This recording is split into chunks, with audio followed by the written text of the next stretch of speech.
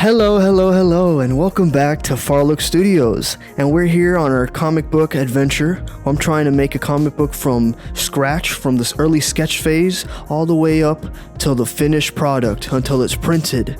So, on today's episode, we're going to be drawing a villain. We're going to be making the evil, the ominous, right? We have to make the ever-present lurking figure in the dark, right? So whatever it is you want to call them, we have to make the adversary, right? So last time we ended up drawing Bubble Boy, and he's our little superhero, right? He's a little cutesy, soft kind of guy. I wanted to draw the complete opposite. Every time that Bubble Boy is around, I want this character, Needleman, to be the emphasis of spikes and rust and pain, right? So, as always, you have to have reference. Nothing in art ever comes out of a vacuum. It never just comes out of your mind, like that. You have to have some sort of inspiration from somewhere. And on the side here, I have a couple of characters that really heavily kind of inspire, at least the design elements of him, right? I want a big toothy grin. I want an evil, snary kind of smile, a sneer, right? An evil little expression. His hands are always working on something. It always looks like he's thinking of stabbing you with his spikes or his needles, right? I wanted to have this kind of villain be this just massive figure, right? I want him to be muscular and grandiose, right? I get to, play a lot with anatomy, right? And just really push it to its limits. But, if my character is a soft, round, kind of guy, I wanted a juxtaposition to be very drastic. That's the whole point of the villain, right?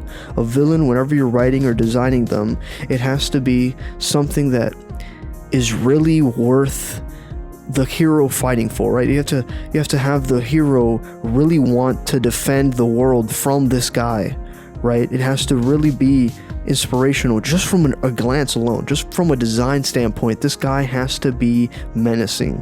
So I'm giving him these massive legs, right? He almost looks like a horse with the thighs, right? But in comic books we like to emphasize musculature, right?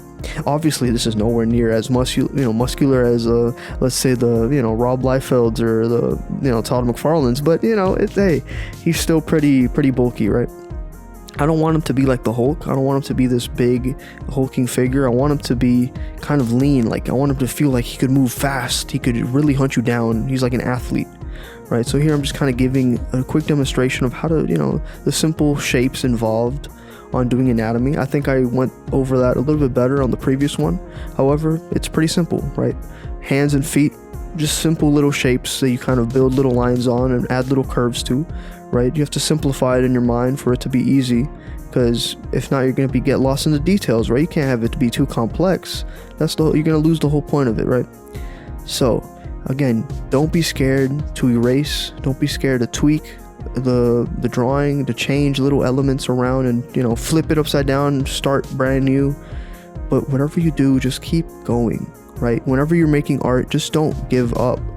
You have to make things that matter to you, right? So I wanted to make a villain that is really powerful. I wanted to make a villain that people like, right? He seems lovable, right? You hate to love him. That's the whole point, right? You're gonna have to kind of cheer him on even though he's gonna lose. And that's the whole point, right? You kind of want to cheer on the villains. Think about it. Everyone's favorite villain, the Joker, right? In the Batman movies and all that stuff, he's not really a likable guy, but he's still your favorite. You know what I mean? Like, you love to hate him, and that's the whole point, right? Same thing with Frieza from Dragon Ball. If there are any anime fans, of course, you guys know exactly how much we love to hate these guys, right? Because it's just their evil, maniacal laugh, right? Even nowadays, like, think about how literally the character Loki, the villain of the Avengers, right? The first villain, he got a whole show dedicated to him. And Thor, he has his movies, but people were more inclined to watch the villain rather than the hero. And they like heroes that turn to the other side, and, like Darth Vader towards the end. And they like, characters that reveal themselves to actually be good in the center. So I wanted to have just a character that looks out completely just straight out of a comic book, right? And that's the whole point. You're making a villain that is villainous.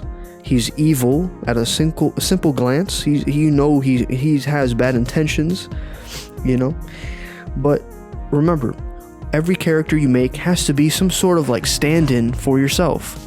You have to remember that these characters not only represent the ideas behind them, like, good and evil, morality and such forth, so on and so forth, but you have to remember that these are stand-ins for yourself. So every bad idea that you've ever had, every like evil kind of thing of like, oh, I want more money, I want more power, I want more influence, all that, all the maniacal stuff, you could really just litter your books with those ideas personified through your character. That's the whole point, is that these characters not only represent, good and evil, they're aspects of ourselves. So when you're making these things, you don't think in terms of like, oh, how do I recreate Superman again? No, man, that's been done 1,000 times. How can you recreate yourself? And that's really where the crux of art comes from, right? Because the thing is, comic books, they're seen as like kiddie stuff. They're just like, oh, kids books and this and that, but they're really, if you look at them objectively, they mean way more to people than we think. There's lines of people, there's literally thousands of people worldwide that come to attend these movies, these festivals, they dress up as these characters, they feel close to these characters. Some people have even cried in these movies. I know I cried when I saw Iron Man die, spoiler alert, 5 years later, but I remember I caught myself like, wait, this is not real, Robert Downey Jr. is still out there, playing around, he's still making movies. But for some reason, that character, these comic book characters, these fictional characters, they really leave an impact on the audience. And that's the best thing about them. We want to make things that resonate deeply with everyone. We want to make things that are just powerful on their own, right? They're going to last longer than the actual creator or the creation of it itself, right? Making the book may have taken a couple months or whatnot, right? A month and a half. But at the end of the day, the book's going to live way longer past, that original deadline. It's going to live way longer than the original creator's lifetime, right? Think about it, right? One of the reference characters I had here was actually Vegeta from the Dragon Ball series. And man, when I heard that Akira Toriyama had passed away, that impacted me in a way I didn't realize. Because I grew up watching Dragon Ball, right? We grew up watching Goku grow up alongside us, right? There's so many people who grew up with these characters. There's so many people that, were part of it. This isn't just mindless entertainment. It's just, it's the background noise to our life. It's the background music. It's literally the things that inform us. It's the thing that follows us through and through, right? Think about how many times your friends hit you up and like, yo, this new episode dropped, this thing's amazing, this new song's out, oh dude, this new movie's out, you gotta watch this, oh no, but you have to. Think about how excited people are to just like put everything to stop, just put everything on hold and go enjoy some entertainment. Think about it, right? These characters, these ideas, they're our love child from our imagination. They literally come from the abstract, unattainable, weird psychological consciousness, right? We don't really know why we make these stories of good and evil. We just kind of do. We've been doing it since the beginning of time. So maybe we should give a little bit more attention to, what it is we're saying in these stories. So even if it's just something silly, let's say like Bubble Boy and Needle Man, at a first glance, this sounds ridiculous. You're like, oh, wait, how is Bubble Boy even gonna survive? Isn't he just gonna pop? But that's the whole point. The story is more than just mindless entertainment. It's supposed to be a lesson.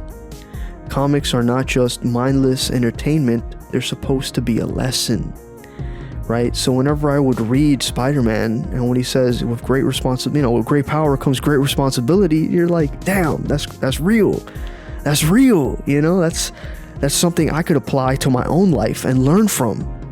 Whenever he was in search of, quick, easy money, only bad things happened. And whenever he was doing it for others, he became a superstar. He was still hated, but he still helped others regardless. That's beautiful, right? That's crazy. That's literally, these kind of ideas are so much more sophisticated than we really give them credit for.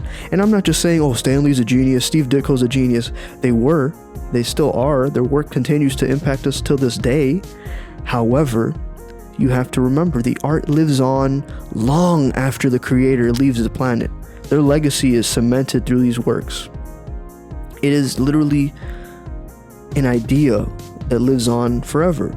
You have to remember, these characters, yeah, they're just little evil smiles, villainous things, and this and that, right? Simple, goofy names and corny costumes.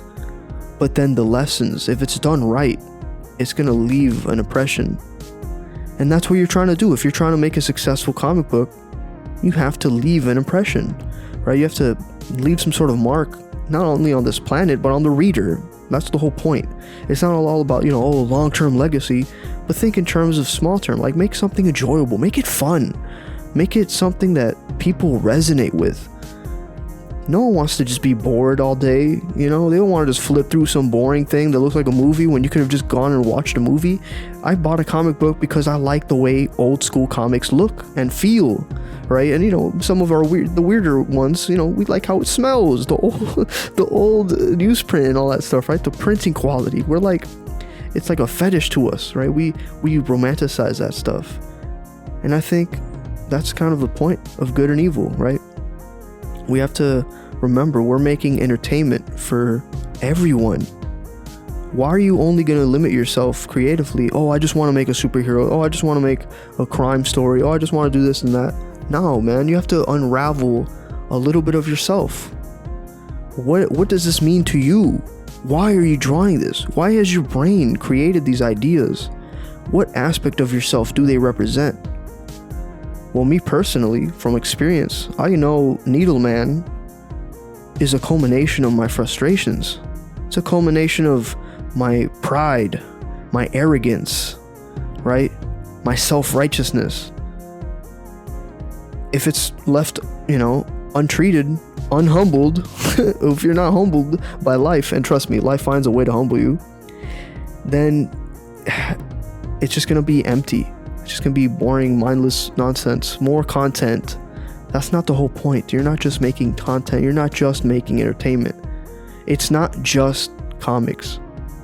You're making something that is literally your brain presented on the page. You are articulating the abstract. You're designing characters, stories, situations that might resonate with others, right? So my intention with these books is to kind of spread a little bit of awareness with, I don't like, when I walk outside, I don't really like the fact that I see litter everywhere on the ground, right? So Bubble Boy was born of innocence. He was born from just a little kid playing with bubbles, and suddenly they turned to life. And Needleman was born from ignorance. He was born from the rusted needles and the rusty old cars and all the things that have been neglected by society, right? Maybe these things have meaning. Maybe these things are alive. Maybe we shouldn't forget about them, or they'll come back, they'll come back to haunt us.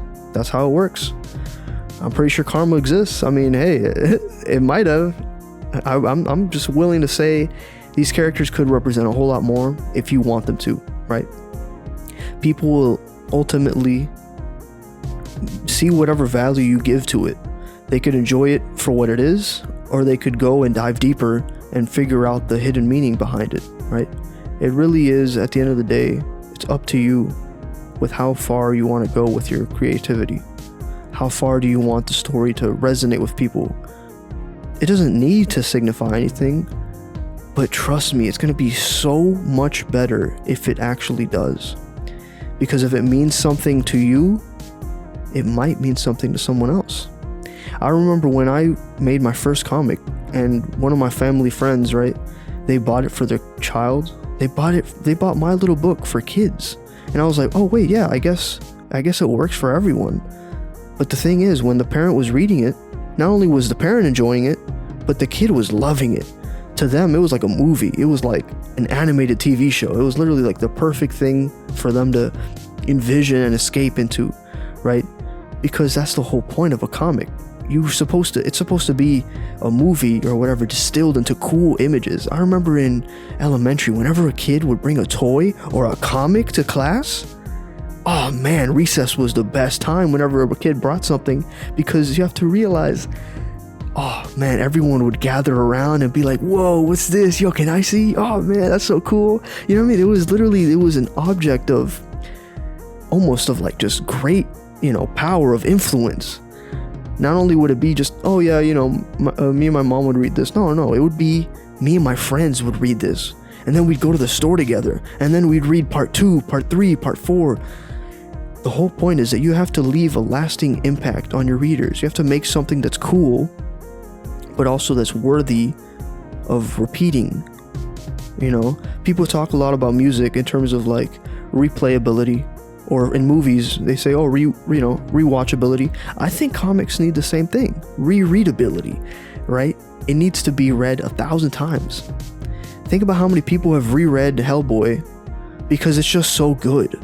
And then they go watch the movie and they're like, the book was better.